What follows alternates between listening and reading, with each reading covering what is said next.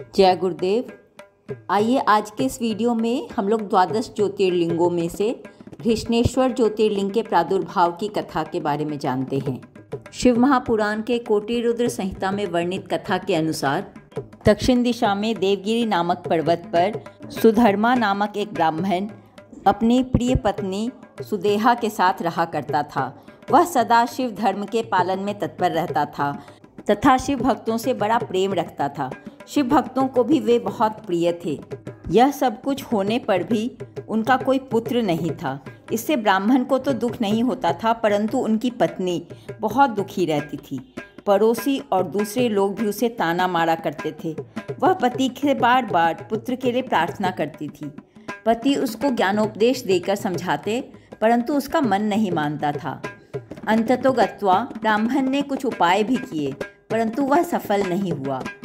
तब ब्राह्मणी ने अत्यंत दुखी होकर बहुत हठ करके अपनी बहन घुष्मा से पति का दूसरा विवाह करा दिया। विवाह से पहले सुधर्मा ने उसको समझाया कि इस समय तो तुम बहन से प्यार कर रही हो, परंतु जब इसके पुत्र हो जाएगा तब इससे स्पर्धा करने लगोगी। उसने वचन दिया कि मैं बहन से कभी स्पर्धा नहीं करूंगी। विवाह हो जाने पर घुष्मा दासी की भांति बड़ी बहन की सेवा करने लगी। सुदेहा भी उसे बहुत प्यार करती रही। घुष्मा अपनी बहन की आज्ञा से नित्य 101 पार्थिव शिवलिंग बनाकर विधिपूर्वक पूजा करने लगी। पूजा करके वह निकटवर्ती तालाब में उनका विसर्जन कर देती थी। शंकर जी की कृपा से उसका एक सुंदर, सौभाग्यवान और सद्गुण संपन्न पुत्र हुआ। घुष्मा का कुछ मान बढ़ा।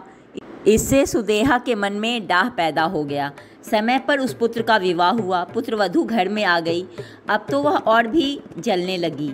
उसकी बुद्धि भ्रष्ट हो गई और एक दिन उसने रात में सोते हुए पुत्र को छुरे से उसके शरीर के टुकड़े टुकड़े करके मार डाला और कटे हुए अंगों को उसी तालाब में ले जाकर डाल दिया जहां घुष्मा प्रतिदिन पार्थिव शिवलिंगों का विसर्जन किया करती थी। पुत्र के अंगों को उस तालाब में फेंककर वह लौट आई और घर में सुखपूर्वक सो गई। घुष्मा सवेरे उठकर प्रतिदिन का पूजनादि कर्म करने लगी। श्रेष्ठ ब्राह्मण सुधर्मा स्वयं भी नित्य कर्म में लग गए।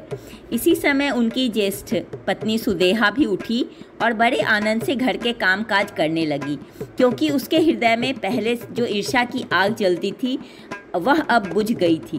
प्रातःकाल जब बहू ने उठकर पति की शैया को देखा तो वह खून से भीगी दिखाई दी और उस पर शरीर के कुछ टुकड़े दृष्टिगोचर हुए। इससे उसको बड़ा दुख हुआ। बहू ने अपनी सास घुष्मा के पास जाकर निवेदन किया, उत्तम व्रत का पालन करने वाली आर्य, आपके पुत्र कहाँ गए?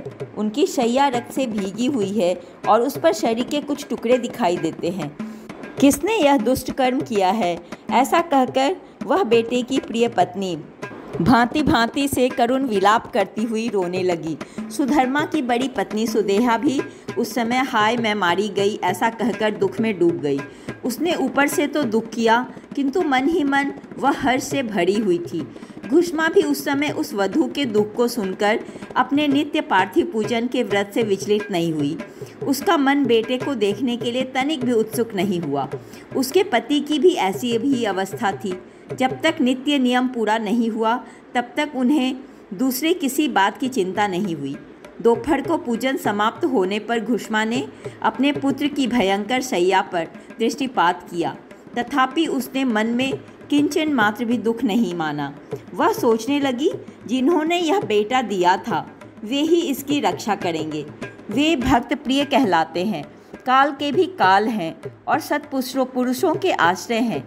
एकमात्र वे प्रभु सर्वेश्वर शंभु ही हमारे रक्षक हैं। वे माला गूंथने वाले पुरुषों की भांति जिनको जोड़ते हैं उनको अलग भी करते हैं। अतः अब मेरे चिंता करने से क्या होगा?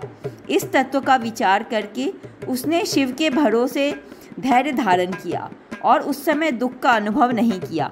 वह पूर्ववत पार्थिव शिवलिंगों को लेकर स्वस्थ चित्त से शिव के नामों का उच्चारण करती हुई इस तालाब के किनारे गई। उन पार्थिव लिंगों को तालाब में डालकर जब वह लौटने लगी तो उसने अपना पुत्र उसी तालाब के किनारे खड़ा दिखाई दिया। वहां अपने पुत्र को जीवित देखकर उसकी माता घुष्मा को न तो हर्ष हुआ और न विषाद। वह पूर्ववत स्वस्थ बनी रही। इसी समय उस पर संतुष्ट हुए ज्योति स्वरूप महेश्वर भगवान शिव शीघ्र उसके सामने प्रकट हो गए।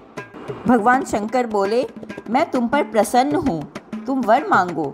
तेरी दुष्टा सौत ने इस बच्चे को मार डाला था, अतः मैं उसे त्रिशूल से मारूंगा। तब घुष्मा ने शिव को प्रणाम करके उस समय यह वर मांगा कि हे नाथ, यह सुदेहा मेरी बड़ी बहन है, अतः आपको इसकी रक्षा करनी चाहिए। तब भगवान शंकर बोले, दुष्ट कर्म करने वाली सुदेहा तो मार डालने के ही योग्य है। घुष्मा ने कहा कि हे देव, आपके दर्शन मात्र से पातक नहीं ठहरता, इस समय आपका दर्शन करके उसका पाप भस्म हो जाए। जो अपकार करने वालों पर भी उपकार करता है, उसके दर्शन मात्र से पाप बहुत दूर भाग जाते हैं। प्रभो, यह अद्भुत भगवद वाक्य मैंने सुन रखा है, इसलिए हे भगवान, जिसने ऐसा कर्म किया है वही करे। मैं ऐसा क्यों करूं? मुझे तो बुरा करने वाले का भी भला ही करना है। घुष्मा के ऐसा कहने पर भक्त वत्सल महेश्वर और भी प्रसन्न हुए तथा इस प्रकार बोले, घुष्मे, तुम कोई और भी वर मांगो, मैं तुम्हारे लिए हितकर वर अवश्य दूंगा, क्योंकि तुम्हारी इस भक्ति से और विकार शून्य स्वभाव से मैं बहुत प्रसन्न हूँ। भगवान शिव की बात सुनकर घुष्मा बोली, हे प्रभु, यदि आप वर देना चाहते हैं तो लोगों की रक्षा के लिए सदा यहाँ निवास कीजिए और मेरे नाम से ही आपकी ख्याति हो। तब महेश्वर शिव ने अत्यंत प्रसन्न होकर कहा, मैं तुम्हारे ही नाम से घुष्मेश्वर कहलाता हुआ सदा यहाँ निवास करूँगा और सबके लिए सुखदायक होऊंगा। मेरा शुभ ज्योतिर्लिंग घुष्मेश नाम से प्रसिद्ध हो, यह सरोवर शिवलिंगों का आलय हो जाए और इसलिए इसकी तीनों लोकों में शिवालय नाम से प्रसिद्धि हो।